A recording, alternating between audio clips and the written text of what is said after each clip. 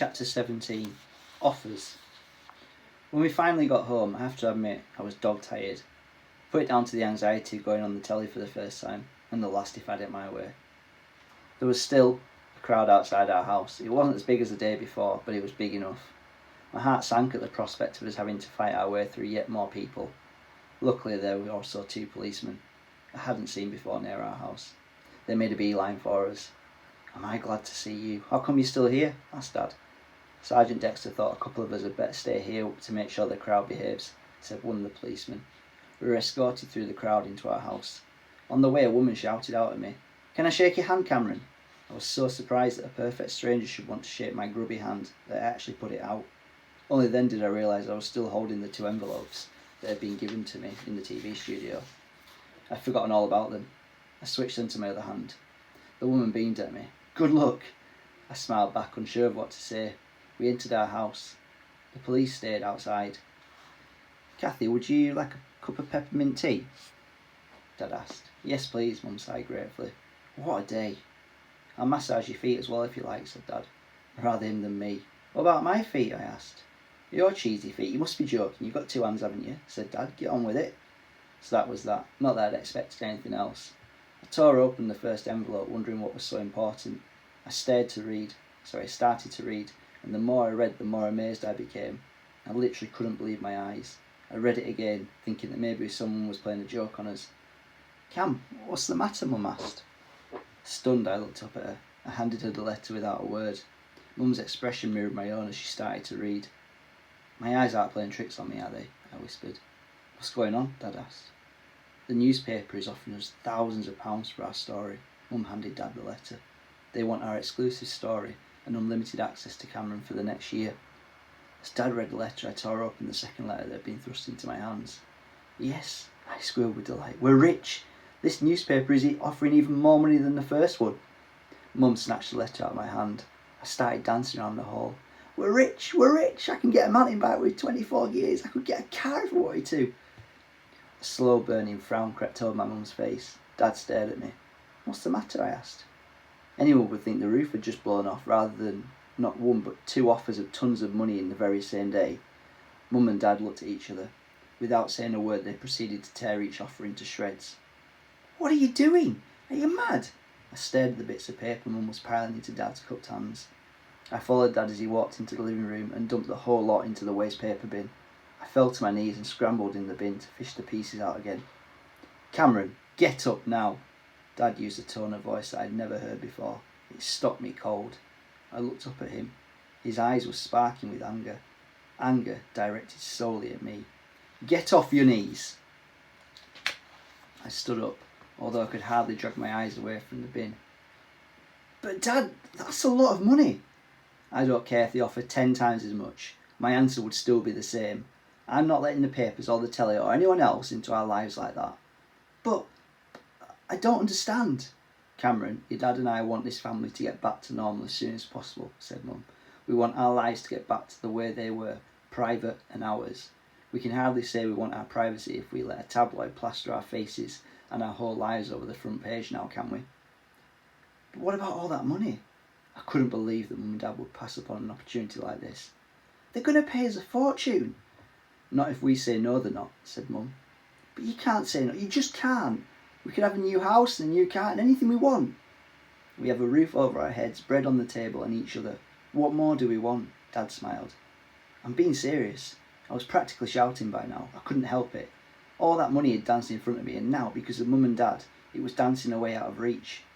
"If we don't take the money, they'll just give it to the next transplant patient," Dr. Bryce talked about. "That's our money." Dad's smile disappeared. "That is not our money, Cameron. The press aren't getting our story because we have nothing to tell them. They want my story, not yours. You don't have a story." Fury sat like a boulder on my chest. "By rights, that's my money, not yours. You've got no right to say no. I want—" "Cameron, that's enough," Mum frowned. "We said no, and that's final." "I hate you. I hate both of you," I shouted, and I ran up the stairs to my bedroom as fast as I could.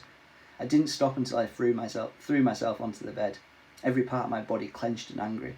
I waited to hear footsteps climbing the stairs.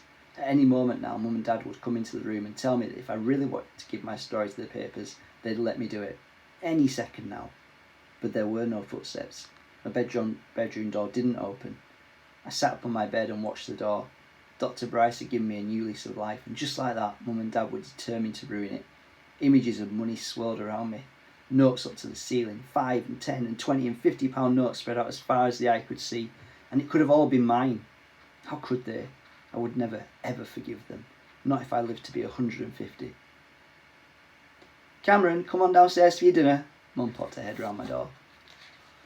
I'm not hungry. I didn't look up from my book. I'd been in my bedroom for over 2 hours now and had no intention of coming out for the rest of the night. I sensed rather than saw Mum come over and sit on the bottom of my bed. Did you speak to Alex today? Mum asked me unexpectedly. No, I looked at her. Why? I think you should, said Mum. I think you should tell Alex exactly what's going on. I don't need to anymore, I frowned. I'm going to be around for a good while yet. I know, but you can still tell Alex all about the months before he or she is born. I thought that, but then I thought maybe it was a tempting fate, I said doubtfully. A lot of things are going to happen to all of us in the next few months. Some good, some bad. You'll never have an opportunity like this to let Alex know what's going on in our lives. I think you'll kick yourself if you miss this chance. I'll think about it, I replied. Mum smiled. Fine. She stood up and walked to the door. I'll keep your dinner in the oven for you, just in case you change your mind. I won't. We'll see, was all that she said. Mum, I'm sorry I said I hated you and Dad, I mumbled. I didn't mean it. I know, but that's what you've got to be careful about. That's what you have to be careful about, money. Money being the root of all evil, I supplied dismissively. The last thing I wanted from Mum was a morality lecture. Money can do a lot of good things. Money isn't the root of all evil. Love of money is the root of all evil, Mum amended. You think about what happened when we told you were going to turn down those offers made by the newspapers. You turned into someone else, someone I could barely recognise. You'll have to watch that, Cameron. Hold on to the things that mattered before your operation. I frowned at Mum. I hadn't a clue what she was talking about. Cameron, you're a very special boy. Your dad and I love you very much. We always have and we always will. But now lots of people are going to say you're only special because of your operation. They'll all want to throw money at you and goodness only knows what else. But don't let them, or you'll start to believe that the only thing about you that's worth anything is your new heart. And then the true you will get lost. Do you understand? I shook my head. Never mind. Maybe one day you will. See you downstairs, Mum said, and she shut the door behind her. I felt really strange once Mum left. I stood up and walked over to my dressing table. Staring at myself in the mirror, I replayed in my head everything that had happened downstairs. Everything I'd said, everything I'd done. I thought over what Mum had just said, grasping to understand what she tried to tell me. But the more I thought about it, the more confused I felt. I took the camcorder out of my bag from under my bed. Hi Alex, it's me again. We've just come back from a press conference. My first and last, I hope. Dr. Bryce didn't put a foot wrong. I didn't put a foot right. Dr. Bryce talked about me as if I was just a piece of machinery on an assembly line. The first of many. Bring them on. Next. That's how I felt when he was talking. But then what did I expect? I don't know. Maybe I expect him to refer to me more. Maybe I expect him to refer to me less. Maybe I wanted to be special, unique. I don't know. All I know is that it was hot and bright under the lights, and after a while, I began to feel very sick. I was glad to get out of there. On the way out, 2 journalists stuffed envelopes into my hand. And guess what? 2 newspapers offered me thousands and thousands for my story. Me? Can you imagine? But Mum and Dad said no and put the letters in the bin. I hit the roof. I went absolutely ballistic. All I could see was the money I was losing. It was as if they were stealing it out of my pocket, which of course they weren't. I can't believe how I blew up at them. I still don't see why we can't just take the money, give the papers a couple of interviews, and laugh all the way to the bank. But I shouldn't have lost my temper like that. I don't know what came over me. Yes, I do. I think I became blinded by the pound signs in my eyes. It was a lot of money. Now well, at least one day I'll be able to look back and say I was offered a fortune for my life story. Me. There's not many people who can say that. I think I'll shut up now. I'm hungry. I'm going to go down for my dinner. Talk to you soon. Mum, where's my dinner? Mum and Dad exchanged a smile. In the oven. Hungry now? Starving. You going to eat it with us? Asked Dad. I frowned. Where else would I eat it? Just wondered, Dad said in a fake, offhand manner.